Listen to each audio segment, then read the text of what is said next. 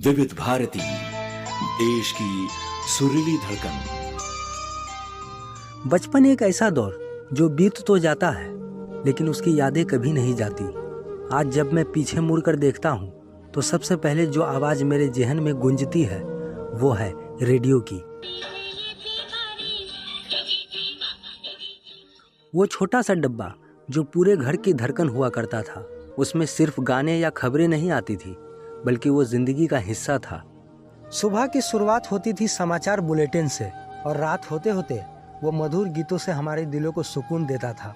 कभी कभी हम रात में सोते समय रेडियो को तकिए के पास लेकर सोते थे। फिर अगर खेत खलिहान या किसी खुले मैदान में जाते तो रेडियो को साथ ले जाते, क्योंकि उस समय खुले मैदान खेत खलिहान में गाने सुनने का एक अलग ही मजा आता था। वो विविध भारती की आवाज़, ये है विविध भारती, फिर रेनबो इंडिया और फिर अपना आकाशवाणी। वो जुमला जो कहता था ये आकाशवाणी है। अब आप दिल्ली से समाचार सुनिए। ये आकाशवाणी है। अब आप हरिसंधू से समाचार सुनिए।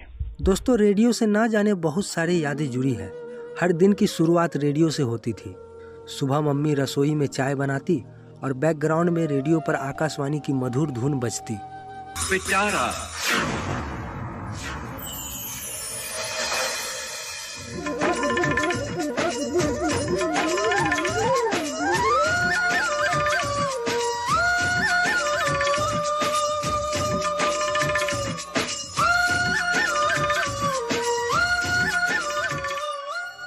वो एक अलार्म की तरह होता था, जैसे कह रहा हो उठो, एक नया दिन शुरू हो चुका है। ये आकाशवाणी है।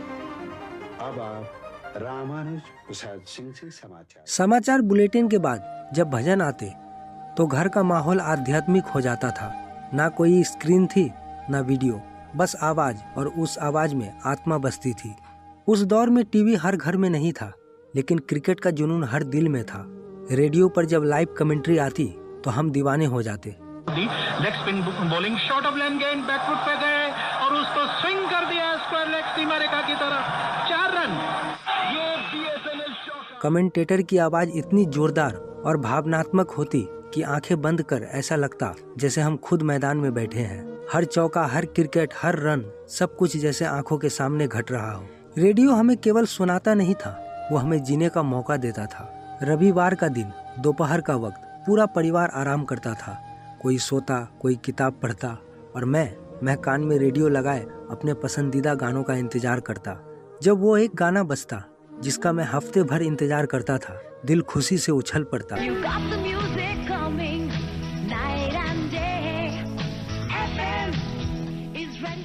रेडियो के उस इंतजार में भी एक अलग सा रोमांच होता था।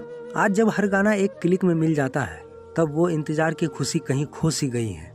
अब जमाना बदल चुका है। स्मार्टफोन, यूट्यूब, स्पॉटिफाई, पॉडकास्ट, मनोरंजन के साधन बहुत हो गए हैं, लेकिन रेडियो, उसने खुद को कभी खत्म नहीं होने दिया। वो अब भी एफएम में जिंदा है। वो अब भी हमारे कार की डैशबोर्ड में बजता है। वो अब भी गाँव में घर की चौखट पर हर सुबह सुना जाता है। रेडियो ने जमाने के साथ खुद को ढाला, लेकिन अपनी आत्मा को नहीं बदला। रेडियो सिर्फ एक मीडियम नहीं, एक एहसास है। रेडियो सिर्फ एक डिवाइस नहीं था, वो हमारी यादों का हिस्सा था। वो माँ की रसोई की खुशबू के साथ जुड़ा था। वो पापा की साइकिल पर स्कूल जाते वक्त बजता था। वो छत पर दोपहर में अकेले बैठकर सुनी गई मोहब्बत भरी गजल थी। वो बरसात की रात में बजता हुआ कोई पुराना नगमा था जो दिल छू जाता था। आज भी जब कहीं से पुराने रेडियो की आवाज़ कानों में पड़ती है तो दिल एक पल के लिए रुक जाता है। ऐसा लगता है कि कोई भूला हुआ दोस्त फिर से मिलने आया है। नतीजा यही है, रेडियो का दौर कभी खत्म नहीं हुआ। वो आज भी हमारे साथ है, किसी न किसी रूप में। वो आज भी दिलों को जोड़ता है। रेडियो सिर्फ एक टेक्नोलॉजी नहीं, एक रिश्ता है जो कभी टूटता नहीं। रेडियो का ज़माना खत्म नहीं हुआ, वो हमारे साथ तब भी था और आज भी है। हाँ, थोड़ा सुनना कम हो गया है, पर थोड़ा बहुत आज भी कहीं ना कहीं सुना जाता है। दोस्तों, आप अपनी रेडियो से जुड़ी यादें हमसे शेयर जरूर करें। आपके एक फॉलो करने से हमें ऐसे ही वीडियो बनाने में मदद मिलती है, तो हमें फॉलो करना ना भूलें।